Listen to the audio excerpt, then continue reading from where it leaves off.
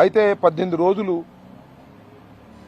జైల్లో గడిపిన తర్వాత రిలీజ్ అయిన తర్వాత నేను 20వ తారీఖున ప్రెస్ మీట్ పెట్టి చాలా విషయాలను మీ ద్వారా రాష్ట్రంలో ఉన్న ప్రజానీకానికి వివరించేటటువంటి ప్రయత్నం చేశాను. ఇప్పుడు నేను ప్రత్యేకంగా ఈ రాష్ట్ర ముఖ్యమంత్రి నారా చంద్రబాబు నాయుడు గారు చాలా సీనియర్, సుదీర్ఘమైన కాలం ఉమ్మడి రాష్ట్రానికి ఆంధ్రప్రదేశ్కి ముఖ్యమంత్రిగా పనిచేసినటువంటి వ్యక్తి, ఆల్మోస్ట్ ఆల్ భారతదేశంలో సీనియర్ పొలిటీషియన్ అయినటువంటి చంద్రబాబు నాయుడు గారిని కొన్ని సూటిగా ప్రశ్నించాలనేటువంటిది నా ఉద్దేశం.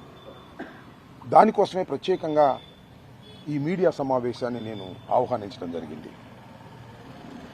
మొదటి ప్రశ్న, నేను ఇక్కడికి వచ్చిన తర్వాత నాకు కొన్ని విషయాలు తెలిసాయి. నేను చాలా బాధపడ్డాను. అదేంటంటే 11:30కి నన్ను తీసుకువెళ్ళిన తర్వాత 11:20 నిమిషాలకి నన్ను ఇక్కడి నుంచి అరెస్ట్ చేసి తీసుకువెళ్ళిన తర్వాత నా ఆఫీసుని, నా ఇల్లుని తగలేయాలని నిర్ణయించుకున్నారు. అది మాకున్నటువంటి సమాచారం ఇంట్లో ఉన్నటువంటి వారికి. అప్పుడు దాకా నా భార్య, నా పిల్లలు దానిలో ఉంటే వెనుక నుంచి ఎవరో సహాయం తీసుకుని స్కూటర్ మీద వెళ్ళిపోవాల్సిన పరిస్థితి ఏర్పడింది. మా ఇంట్లో నుంచి నా భార్య,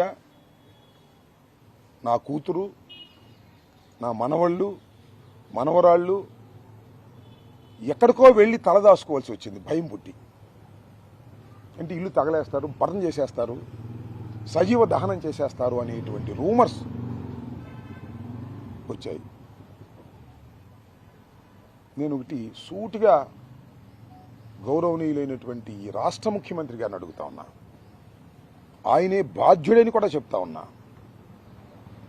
ఎప్పుడైనా పోలీసులు ఇంత నిర్వీర్యంగా ఉన్నారా?